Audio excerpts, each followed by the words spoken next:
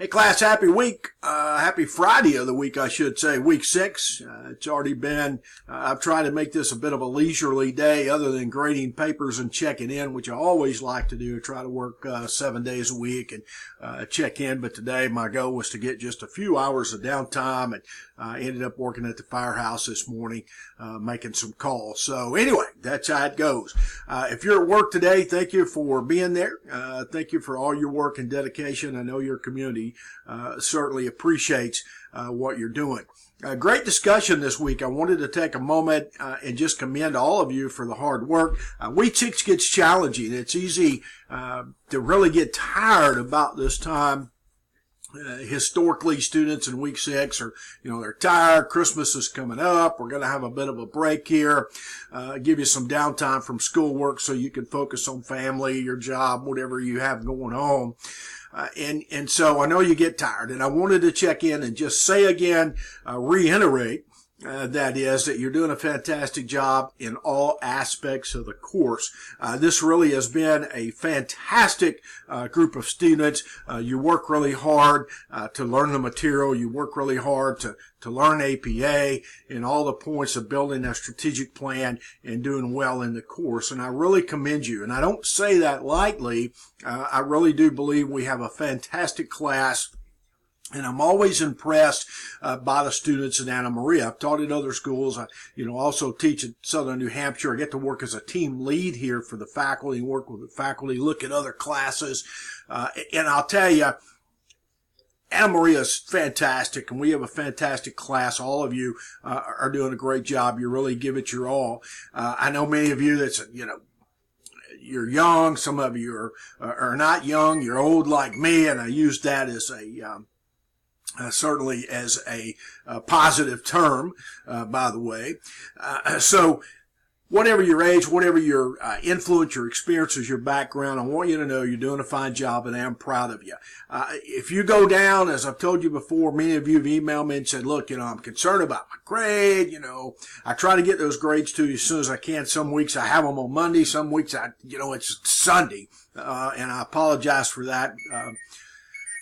Life gets crazy here, just like it does with you. So I do try to give you that feedback and help you as much as possible. As I've said before, my goal is I'm not going to let you sink. I want to teach you the material, help you with the material. First of all, give you some good background and help you with APA so you can really get good at writing for academia. Get those papers. You'll need them here. You'll need them on the final. You'll need them in your other classes, no matter where you are in your academic career. So it's important to learn those things, and I want to try to give it to you. Not going to let you sink. As I said before, if you go down, I go with you. So that means we'll go down together, and I'm not going to let you sink. I'm going to try to give you those tools and give you that feedback to help you to help you move forward, both on the material and certainly on your writing in APA. So I want to give you a good solid education. I want you to get everything that you paid for plus some, and I want you to enjoy the course. I think this is an important class. I enjoy teaching it. I enjoy working with you.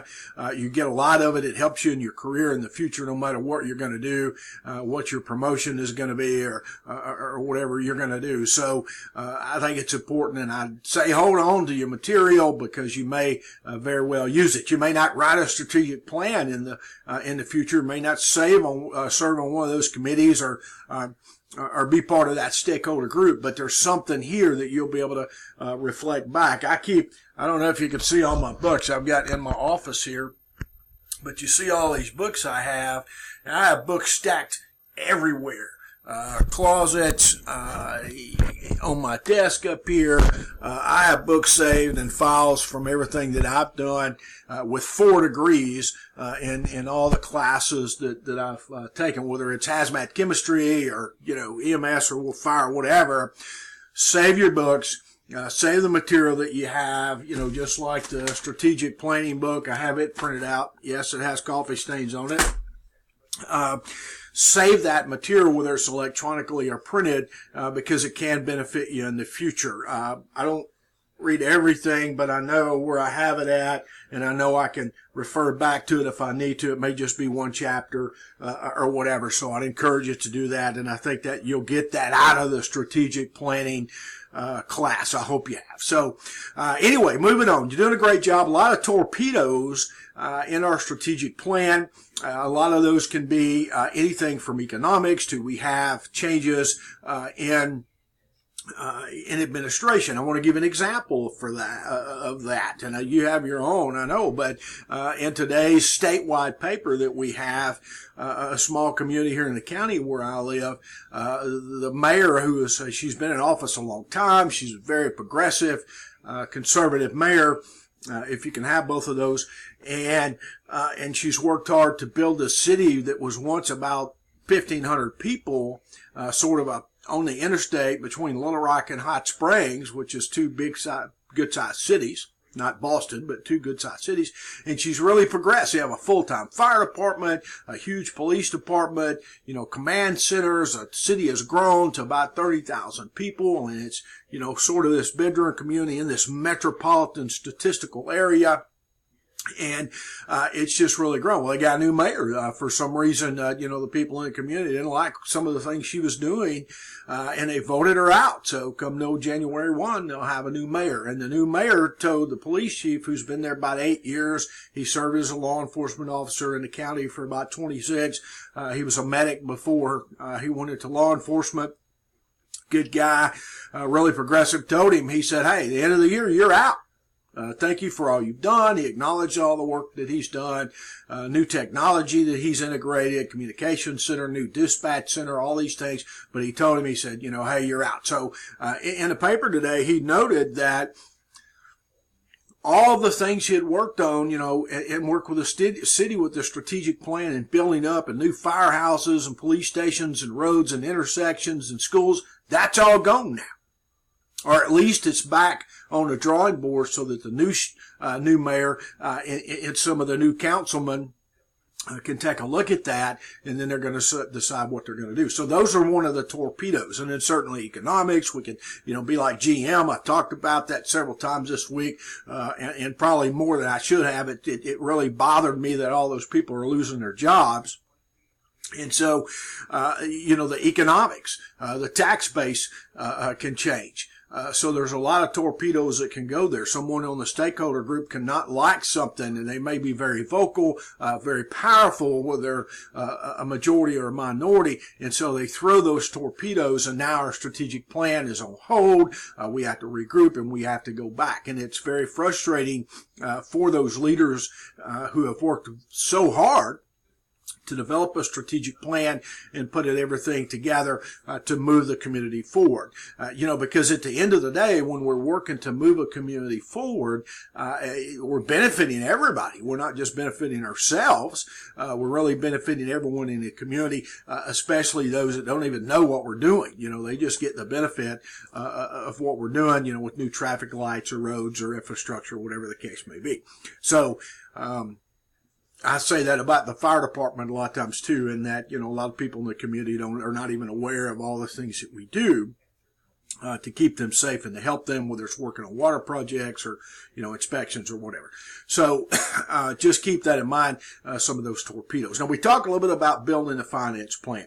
I would say that in doing a strategic plan, as many of you have said in the discussions, it is next to impossible to build a good strategic plan and to really carry those things out that we plan and work on unless all the components are there, whether it's the vision statement, listing our goals and making sure they're realistic, they're achievable goals, making sure we follow SMART. We've not talked a lot about SMART in doing this, but we can use SMART as well in doing this, not just emergency management or fire, but SMART, something that we can look at when we look at those goals and building that. You may want to talk about SMART in your discussions.